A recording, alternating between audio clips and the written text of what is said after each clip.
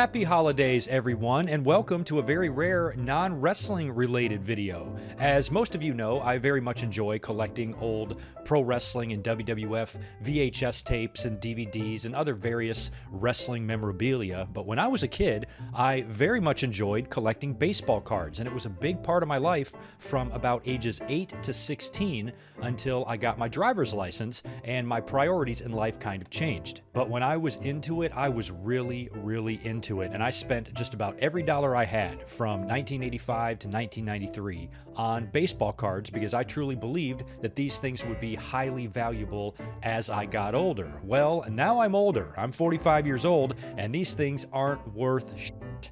So I thought it would be fun to take a look at what I had and what I collected back in the day. Much of my collection here has remained untouched for 30 plus years. Every baseball card is in its original top loader or protective case or binder or whatever I put it in, and it has not moved for over 30 years, nearly 40 years, some of this stuff. So even though I understand that the baseball card market shit the bed and there was a mass overprinting that really collapsed the market and dropped the value of all these cards, I don't know anything about card grading or how you really grade or value baseball cards today. So if any of you have experience with this type of stuff, I would love to get some advice in the comments below what you think I should do with this stuff. Should I attempt to get any of it graded? Should I try to sell any of it, or should I just keep it? I'm a very nostalgic guy, and that's why I kept it to begin with. So we're going to dive into everything here and take a look at exactly what I have. Now, my pride and joy back in the day of my baseball card collection was this safe. This was an idea that me and a lot of my friends had to keep our really valuable baseball cards under lock and key, just in case there was a fire or a robbery. Maybe these things would survive. And inside this cheaply made safe is where I would keep all of my cards that were worth about $20 and up at the time. And I just want to reiterate, I understand that a lot of these cards aren't worth anywhere close to that now. So just want to make sure you know I am aware of that. But I basically tried to pick up as many rookie and second-year cards of just about every major star from that era. If they were an all-star or if they were a recognizable name, I was usually seeking out their cards at baseball card shops, at baseball card shows and conventions where you can get really good deals. And I would find myself paying money for one physical card just as often as I would be spending money on wax packs or boxes or sets or anything like that. Now, as you can clearly see here, many of these players back in the day were busted for steroids and their legacies were tarnished, but some of these players were not.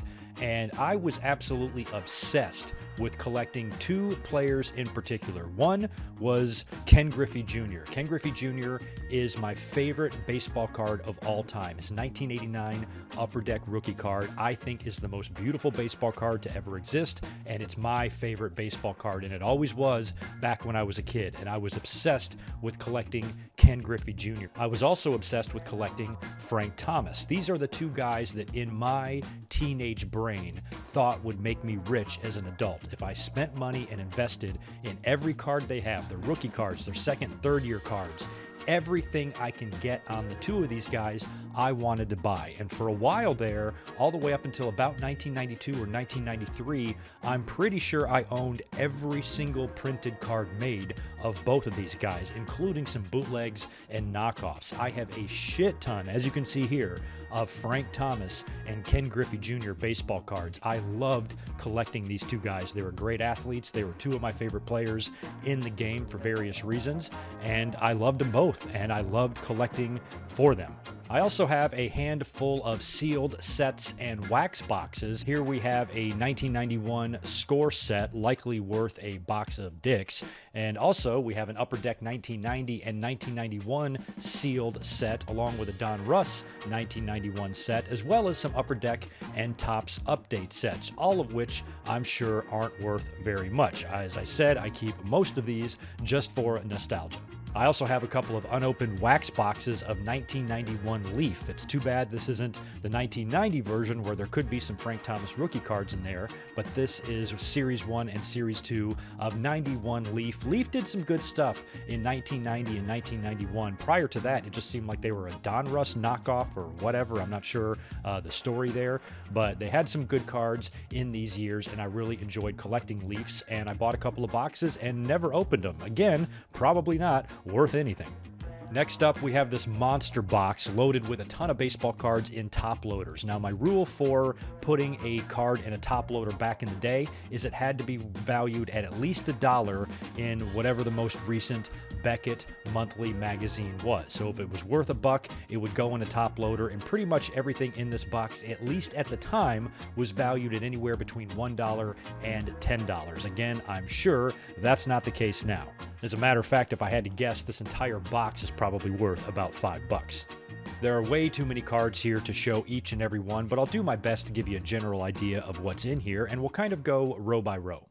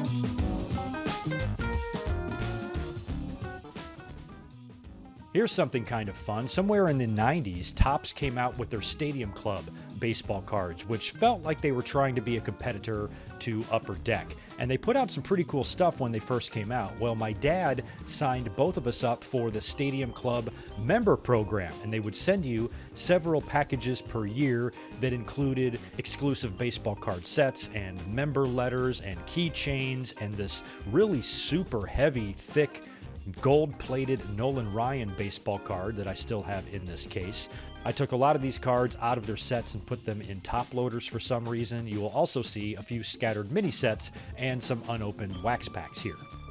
Found some great random stuff in this old JL audio speaker box back from when I pimped out my Nissan in 1995 with some big subwoofers and a disc changer with a detachable face and the whole deal. I'll tell you what, man, Gangsta's Paradise sounded amazing in my 1995 ride. But in here, we have a bunch of these old plaques. Remember these? These could be found pretty much at any baseball card shop back in the day, and of course, I was a sucker for them, and I just thought they looked cool, so I would always buy them for my favorite players or players that I liked, and come to think of it, this David Robinson Hoops card might be worth about $3.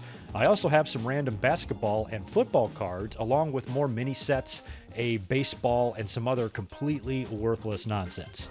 And of course, how can we forget the good old baseball card albums? I have about 4 or 5 of these things, chock full of cards, and my rule back in the day for which cards got pulled out of packs and placed in these binders would be to pull out all rookie cards, just in case they became a major star. I would already have their cards pulled out, and anyone that I considered to be a decent sized star, anybody who was an all-star, anybody who had decent stats and was recognizable at the time. If I saw them in a pack, I'd pull them out and I would stick them in the binder, and all of these cards were generally valued under $1 at the time.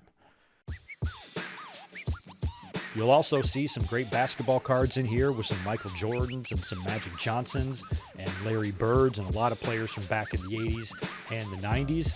Great stuff.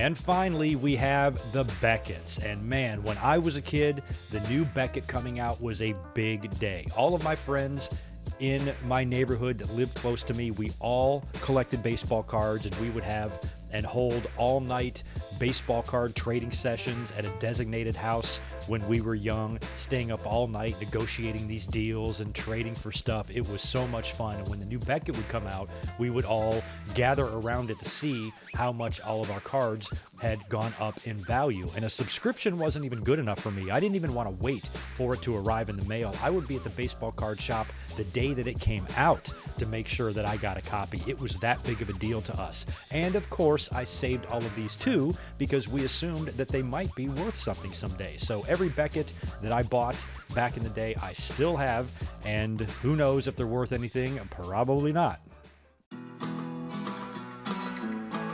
So thank you so much for indulging me. I thought this would be a fun off-topic type of video to stick up on the channel for the holiday season just for fun. And plus, it might give me a chance to get some advice from you guys who have experience in card collecting and may have collected back in the day and maybe still collect today, that might have some advice on what to really do with this stuff. But I'm not really looking to sell it or looking to get rid of it unless it would go to a great home. Otherwise, I'm perfectly fine hanging on to it for nostalgic purposes and busting it out every 10 years and taking a look at it. And I'm really glad now that I have footage of all of this stuff in case I ever want to take a look back at it again. So thank you very much for watching this video. We'll be right back to wrestling in the next upload. You guys take care.